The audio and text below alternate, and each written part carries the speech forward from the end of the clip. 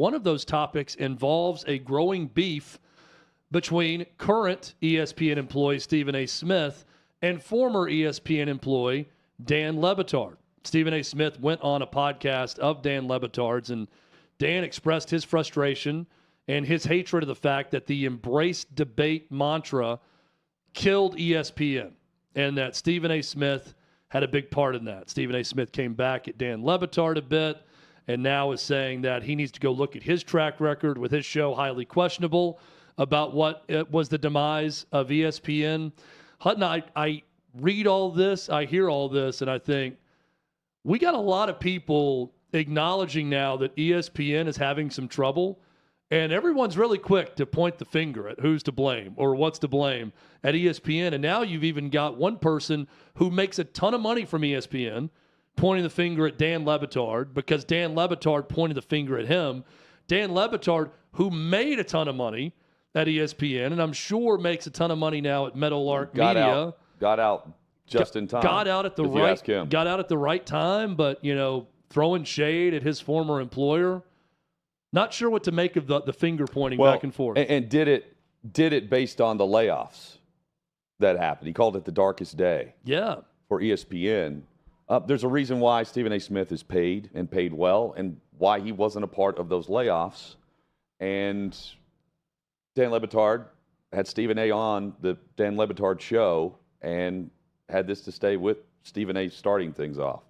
I hate what you two have done to sports television. You can say that all you want to. I would say, who the hell are you to sit up there and say me and him? What about you? Where the hell were you? Living under a rock, teaching at Miami U? You were a part of it too?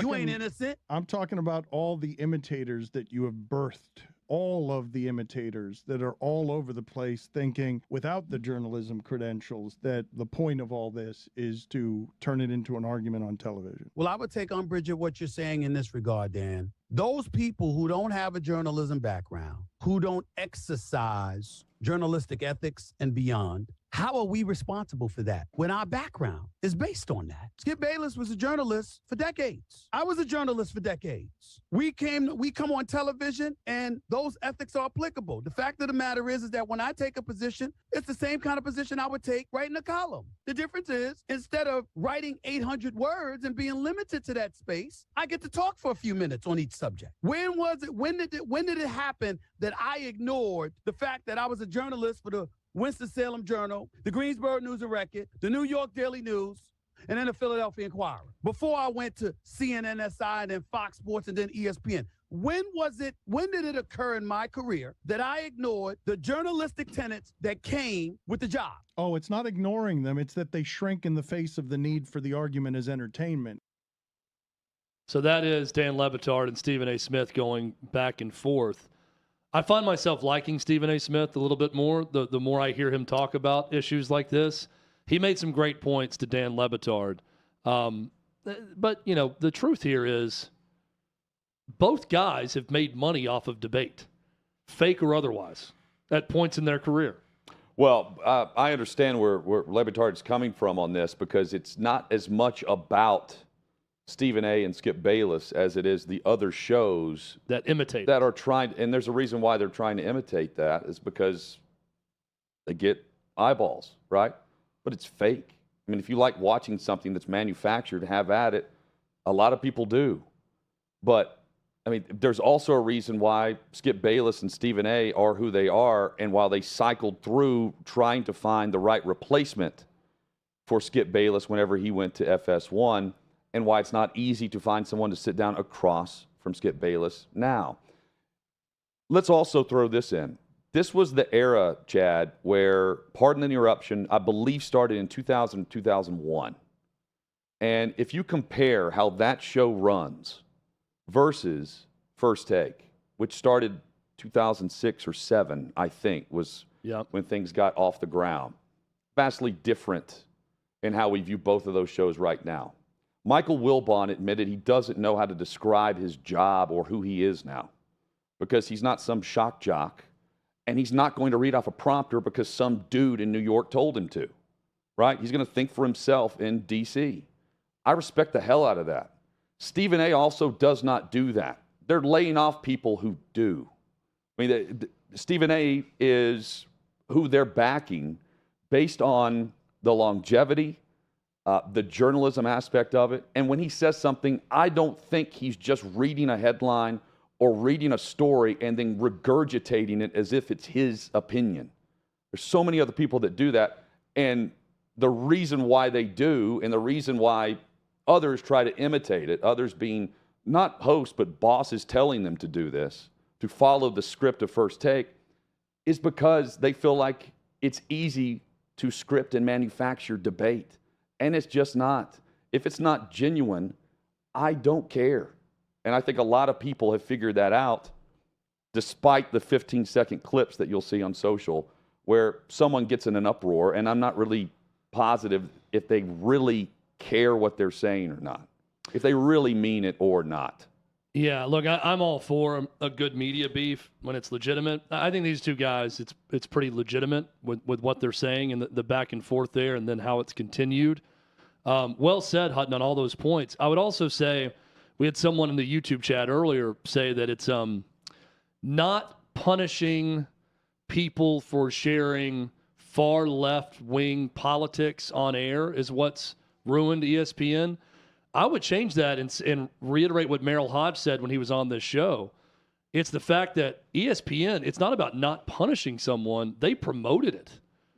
I mean, Merrill Hodge outlined there was a meeting in 2005 or 2006 around there where they said, hey, we have the sports fan. We're going to go after other things now. There's no way we can lose our sports base. They're going to be there no matter what we do, no matter what we say. So we're going to get more political. We're going to get more into entertainment. We're going to do more of this. Now, when you force that, much like forcing and manufacturing debate, and then you try to bring that back because you see that doesn't work, and you punish one side and not the other, that does lead to problems for ESPN. But I would argue it's not the fact that they wouldn't punish someone for talking politics or sharing a political statement on air. It's the fact they promoted it. And ultimately, Hutton, they got away from who they were. They got away from what built them into a giant in the sports world. They lost their way. They started reading their own headlines. They bought into their own BS. And because of that, they've suffered some. Well, but let's just be honest with it, too. They became the people that want to rub elbows and talk shop with all the celebrity athletes at the ESPYs. That's why they throw that. So they can get behind closed doors and fly everyone in and celebrate, all things ESPN. Themselves. And then whenever you're, now in that group, you're going to promote that group's way of thinking and all the causes and initiatives behind it. But I don't think Stephen A. is to blame. He's a part of what was a massive era for that network, on in the middle of the day and crushing it. And right now, you can get ESPN Plus cheaper than you can ESPN on a cable bill. You're paying roughly $9 per month if you have cable, satellite, whatever, and you have ESPN. If you cut the cord, you can have ESPN digital for $2 less per month. That's an issue for ESPN that they've got to figure out. Yeah, and I think what makes ESPN successful, and has for a long time, this is me personally talking, it's the games. They're some of the best at doing the games, broadcasting them, bringing them to us, bringing them to our house. They're very, very good at games. But now, Hutton, those games are becoming too expensive to them because of the rights fees to the league. And that may be where we've plateaued a bit with media rights. Maybe. And how much media companies are going to pay if this continues to be an issue for Disney, their parent company. But also think like they have stuck with First Take. They have stuck with Pardon the Interruption for a reason. I'm thinking of the other shows that are by the wayside now. Yeah, Highly Questionable is one of them, Dan le Batard's old show. They had anything with Bomani Jones they've tried. SC6 or whatever they tried. They tried to roll it. The audience that does tune in to those programs that they've kept around is loyal. Well, not just loyal, but they understand what's good and what's not. They understand when you're trying to fake it. And I don't respect it at all. I respect Stephen A. and Skip because I actually feel like they're putting the work in behind the scenes and not just trying to get credit for being good. There's too much of that. Yeah, there's too a lot much of that. People looking for the credit and the glory instead of just busting your ass. That just does not happen anymore.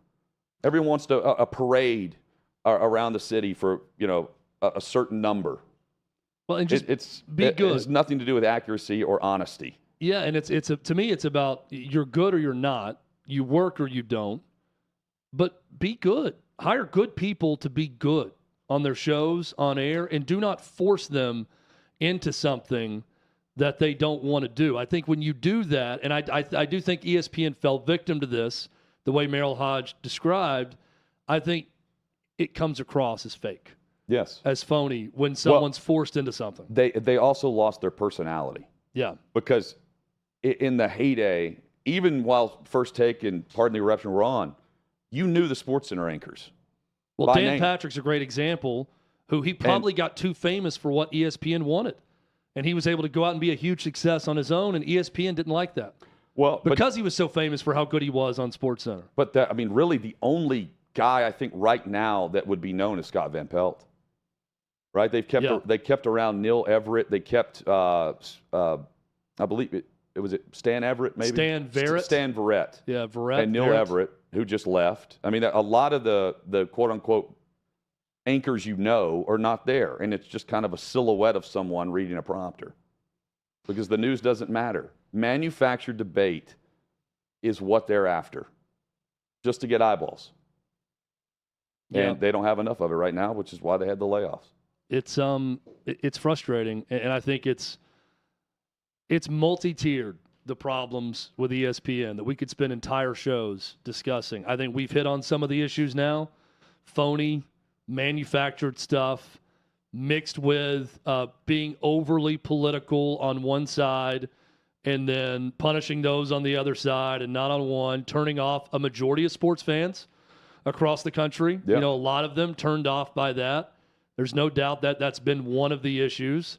And the other are just exploding rights fees. And when you have all the sports and you're paying for all the rights fees to all the sports and you're spending a ton of money to produce those games the way they do, because they do a good job producing those games. They do. It becomes too costly and not profitable at all, where for years they could print money and they were very profitable. Unless you have football, the NFL, and then the top tier college version, right? Big Ten, SEC. Yeah. That's where you can actually print some dollars and bring in money on the college football playoff. So, ESPN also has that.